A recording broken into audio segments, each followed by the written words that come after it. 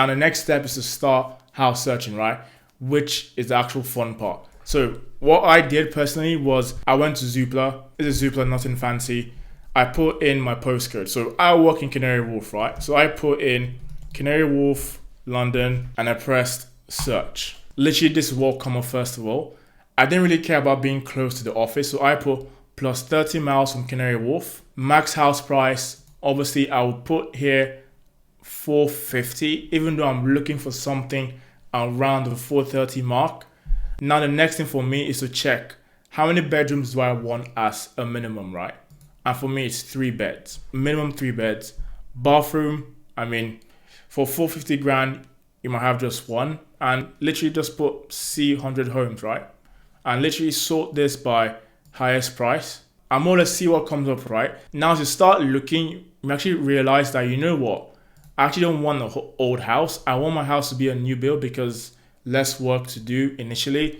Even though new builds get a lot of bad rep. Some people just want a new build. You push show new builds, only want something to come up. Then you say, you know what? Again, I actually want to filter this even more and say my house must have a garden. You click on garden. Again, that will reduce the amount of houses. So there are different filters you can pick on. And something else that's actually quite important is location, right? For me, I didn't really care about location in the sense that I didn't mind if I was in Kent, Stevenage, Hitchin, or Surrey. I was kind of location agnostic. All I cared about was that I could actually get to work in under an hour. That was literally all I cared about. And also access to a good gym. So for me, if buying a house, I'll try and be as location agnostic as possible, right? So once you actually find a couple houses you like, I like the fact that on Zoopla, you can more or less favorite the house and then reach out to the seller directly via the app. And the seller, more times than not, will come back to you to arrange a viewing. Now, this is step 4, organizing viewings and actually viewing the house. How do you stay on top of viewing over 50, maybe even 60 houses? I use Notion for this. No plug, but for me, Notion was the best app in this case. And I'll actually just show you how I did it. It was nothing fancy. I and my fiance more or less created a Notion template and just used that. Let me just load that. So as you can see, the max I was willing to do was 86 minutes total commute. And also for me, bedroom wise, I wanted at least 4, but that's, by the way, that was my decision. But more or less create a Notion template just like this. And if you're interested, I'll actually enhance this and make it available and link that in the description. So if you're interested, let me know.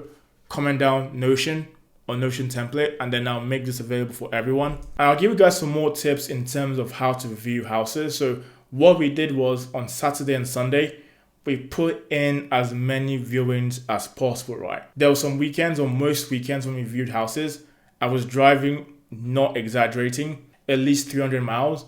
And it was just because we wanted to view stuff quickly and not waste time, right? We didn't want this house viewing process to span 3 months or 4 months. We wanted this process to span just under 3 weeks, right?